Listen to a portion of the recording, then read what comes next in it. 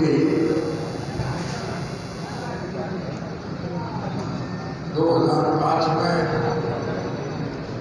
हमारी सरकार जाने के बाद कांग्रेस पार्टी की सरकार ने एक साजिश और षड्यंत्र करके इस बात के लिए जेल भिजवाने का काम किया कि हमारी सरकार के वक्त में 3206 बच्चों को शिक्षक के पद पर सुशोभित करने का अवसर प्रदान किया था। आप सुनकर के हैरान होंगे कि जो शिकायत करने वाला व्यक्ति था उसको भी हमारे साथ 10 साल की सजा मिली। ऐसा हिंदुस्तान में हमने पहली दफा देखा कि शिकायत करने वाले को भी मुलजिम बनाया जाता है। मैंने सरकार के निर्णय को स्वीकार करते हुए 10 साल से भी अधिक समय की सजा काट कर आज आपके बीच में आने का अवसर है। जेल से रिहा होने के बाद मैं सबसे पहले उन ठिकानों पर गया था यहाँ पिछले 9 महीनों से हजारों की संख्या में किसान संघर्ष के तहत किसान सड़कों पर बैठे हुए। मैं उनको बधाई देने गया था और बधाई इस बात की कि उनके संघर्ष की वजह से देश के राजनीतिक हालात बदल रहे।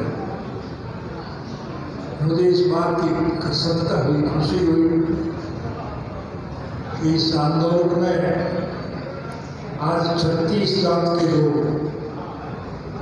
हिंदू, मुस्लिम, सिख, ईसाई, हरिजन, बैकर, व्यापारी, कर्मचारी, कारखानेदार, मजदूर, किसान और कमेरा सभी लोग आज इस संघर्ष में जूझ रहे हैं।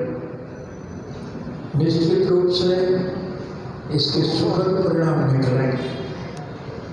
लोगों का सहयोग और समर्थन जब मिलता है तो सत्ता परिवर्तन होना स्वाभाविक है और प्रजातांत्रिक प्रणाली में जनता जनार्दन के द्वारा जब सरकार बनाई जाती है तो फिर चुनी हुई सरकार की जिम्मेवारी होती है कि वो जनहित के कामों में रुचि ले, लोगों की दुख तकलीफ को दूर करने का काम करे। मौजूदा सरकार के मुख्यमंत्री ने मुख्यमंत्री का पदभार संभालने के बाद सर्वप्रथम एक घोषणा की थी कि मुख्यमंत्री निवास की खिड़की पर जो कोई आकर के दरख्वास्त देगा उसका काम किया जाए। मुझे एक बार चंडीगढ़ जाने का अवसर मिला और मैं चंडीगढ़ अपने किसी मित्र से मिलने के लिए जा रहा था। संयोग से जिस सड़क से मैं गया उसी सड़क पर मुख्यमंत्री की कोठी थी। मैंने गाड़ी रोक करके देखा तो मुख्यमंत्री निवास की खिड़की सोनी पड़ी थी, एक भी आदमी नहीं था। मैंने इधर उधर से लोगों को बुला करके पूछा, लोगों ने कहा कि जब काम किसी का नहीं होता तो फिर कौन चक्कर काटेगा। आपके सहयोग और समर्थन से हरियाणा प्रदेश में इंडियन नेशनल पीपल पार्टी की सरकार बने। हमने सर्वप्रथम उस गलत नीति को बदलने का काम किया। लोग सरकार की चक्कर न काटे, लोगों को सत्ता प्राप्त लोगों के पास अपनी शिकायत करने के लिए जाने का अवसर न मिले। हमारे शासनकाल में सरकार लोगों के पास जाया करती थी। मैं हरियाणा प्रदेश के एक गांव गया था तो तुम सभी लोग बैठे हो, क्या मैं आपके गांव में नहीं आया था और गांव के लोगों ने जो मांग रखी उनको हमने हाथ की आग पूरा करने का काम किया था।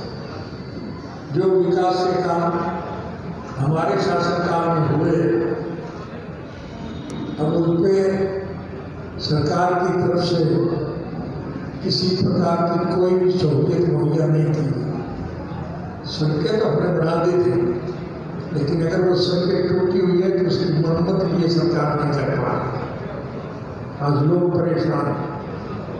सरकार की गलत नीतियों का अगर मैं पूरा विवरण दूंगा तो बहुत समय लग जाएगा। मैं आज कोई भाषण देने के लिए नहीं आया। भाषण का तो आपको निमंत्रण है। 25 सितंबर को स्वर्गीय चौधरी देवीलाल जी का पवित्र जन्म दिवस हम जींद में मना रहे हैं। आप सभी लोग जींद में आएंगे, वहाँ खुल करके भाषण दिए जाएंगे और सरकारी तंत्र की दुर्भावनापूर्ण नीतियों का उल्लेख किया जाएगा। लेकिन मुझे प्रसन्नता इस बात की है कि जहाँ कांग्रेस पार्टी की सरकार ने मुझे जेल भिजवा करके ये खुशी मनाई थी कि चौटाला जेल में मरेगा इंडियन नेशनल लोकदल पार्टी समाप्त हो जाएगी। लेकिन आप बधाई के पास जाए, मैं पहले भी बधाई दे दिया था। आज फिर मेरी गैर हाजिरी में आपने संगठन को पहले के मुकाबले में ज़्यादा मजबूत बनाया। ये बात आप हम नहीं कह रहे, हमारे विरोधी भी इस बात को मान के चलते हैं कि राजनीतिक दलों में केवल मात्र इंडियन नेशनल लोकदल पार्टी एक साधन है जिसने जनहित के कामों में रुचि लेने का है। हमारा कोई व्यक्तिगत स्वार्थ नहीं, हमारा कोई राजनीतिक स्वार्थ नहीं, हमारा कोई आर्थिक स्वार्थ नहीं। मैं आपसे निवेदन करने आया हूँ कि समय की आवाज़ दुखी लोगों को राहत पहुँचाने के लिए इस सरकार का पुनर्गठन जरूरी है। इसलिए आप लोगों के बीच में जाओ और जिस तरह से नगर सिंह विराटी ने आपको कहा, लोगों का साथ अगर आपका होगा तो निश्चित रूप से सत्ता परिवर्तन होगा। और जब सत्ता परिवर्तन होगा तो फिर मेरे कहने की आवश्यकता नहीं। अगर हमने अतीत में अच्छे काम किए हैं तो भविष्य में और ज़्यादा अच्छे काम करना। सीधी भाषा में आपको एक ही बात कहने जा रहा हूँ, राज बढ़ा दो, खाली सारे कोर्ट में काट दूंगा, फिर किसी को कोई दिक्कत नहीं। हमारी सरकार के वक्त में 3600 बच्चों को नौकरी वजह से मुझे 10 साल की सजा भुगतनी पड़ी थी। अब के जब सरकार बनेगी तो मैं आपसे वायदा करके जा रहा हूँ और मेरे ज्ञान पे आप लोगों से वायदा कर सकते हैं कि हम हर बच्चे को उसकी योग्यता के मुताबिक नौकरी देंगे। उसमें कोई भेदभाव नहीं होगा। हर बच्चे को, चाहे वो हिंदू है, सिख है, मुसलमान है, ईसाई है, हरिजन है, ब्राह्मण है, व्यापारी है, कर्मचारी है, मजदूर है, चाहे कारखानेदार है, किसान है या कमिया है, पढ़े लिखे हर बच्चे को उसकी योग्यता के मुताबिक नौकरी देंगे। अगर किसी बच्चे के माँ बाप ने किसी मजबूरी के बस अगर वोट कहीं और दे दिया हो तो हम उसमें वोट की राजनीति नहीं करेंगे। किसी के माँ बाप के गलत निर्णय की सजा उस योग्य बच्चे को नहीं मिलनी चाहिए। हम इस बात को हर बच्चे को मैं नौकरी दूंगा, चाहे बाद में मुझे फांसी रोकना पड़े, मुझे उसमें कोई लोगों का भला हो, ये हमारी सोच। हम चौधरी देवीलाल जी के स्वप्न साकार करने में पड़ता। स्वर्गीय चौधरी देवीलाल जी की एक सोच थी, इस देश का हर नागरिक संपन्न हो, समृद्ध हो, प्रचार और हर व्यक्ति की मूलभूत जरूरियात रोजी रोटी, कपड़ा, मकान, शिक्षा और स्वास्थ्य का प्रबंध सरकारी तौर पर किया गया। इसके लिए उन्होंने सारी संघर्ष किया। आज वो हमारे बीच में नहीं है, लेकिन इंडियन नेशनल वृक्ष पौधा उनका लगाया हुआ पौधा है। आपने उस पौधे को अपने खून से सींचने का काम किया, लेकिन दुर्भाग्य हमारा ये रहा कि जब वो पौधा फल देने लगा तो लुटेरे वर्ग के लोग उसका फल तोड़ करके ले गए। हम देखते रहे। इस परिस्थिति को हमें बदलना। अब ये सरकार बनाने के बाद हम लुटेरे वर्ग के लोगों को नजदीक नहीं फटकने। मैं आपसे निवेदन करूँगा कि हमारा किसी से कोई द्वेष नहीं, हमारा किसी से कोई विरोध नहीं, हमारी कोई राजनीतिक लाभ करने की कोई सोच नहीं, हम आर्थिक लाभ उठाने की कोशिश नहीं। हम तो स्वर्गीय चौधरी देवीलाल के स्वप्न साकार करना चाहते हैं।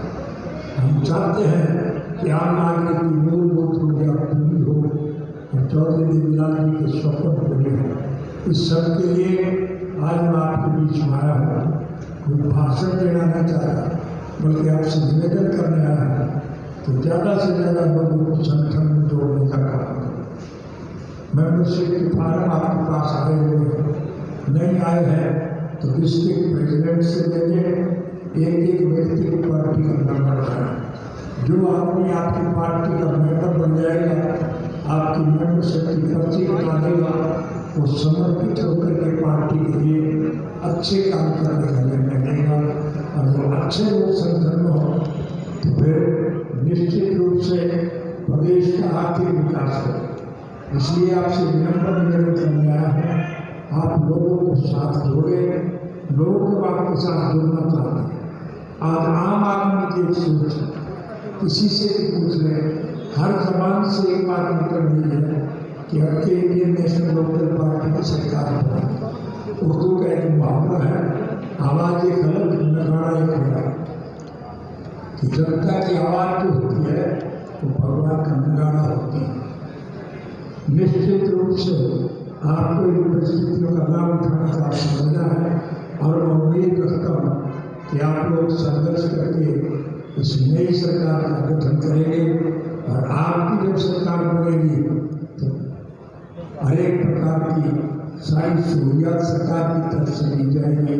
ये मैं आपसे वायदा करके जा रहा हूँ। यही बात करने के लिए आज आपके बीच में आया था। मतलब से कि विश्वास से सारी बातें आपको कही, मैं उसको दोहराना नहीं चाहूँगा, लेकिन क्या हालत आज देश में। हमारी सरकार जब 2005 में गई, हमने सरकार के खजाने में 2000 रुपये छोड़े, 2000 करोड़। और आज हरियाणा प्रदेश की सरकार की हालत ये है कि 2.5 लाख करोड़ का कर्जा हमारे सर पे है। जो बच्चा पैदा होगा वो 1 लाख का कर्ज सर पर लेकर के पैदा। ये आर्थिक हालात आज प्रदेश में हो, इन परिस्थितियों से देश को बचाना है। एक अच्छा सशक्त प्रशासन लाना है ताकि लोगों को ज़्यादा से ज़्यादा सहूलियत मिल सके। इसके लिए हम चौधरी देवीलाल जी के पवित्र जन्म दिवस पर इस लोगों के दुख याद पूरी हो सके इसके घोषणा करेंगे और उन घोषणाओं को पाया तकमील तक पहुँचाएंगे। आप निवेदन करूँगा कि आप ज़्यादा से ज़्यादा संख्या में लोगों को पार्टी के मेंबर बनाओ, ज़्यादा से ज़्यादा संख्या में 25 सितंबर को जीत के उस विशाल ग्राउंड में पहुँचने का काम करें जहाँ देश के मुख्य राजनीतिक पार्टियों के